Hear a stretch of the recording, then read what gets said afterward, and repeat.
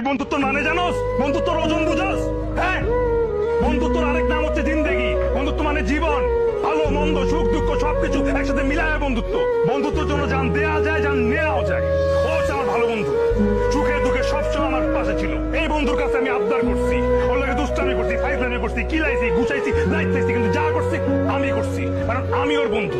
আমি ওরে মারমু, কিলামু, যা খুশি করবো, কিন্তু আমার সামনে আমার বন্ধুর গায়ে কেউ যদি হাত দিতে আসে একেবারে পুইতা ফেলামু, স্ট্রেট কথা।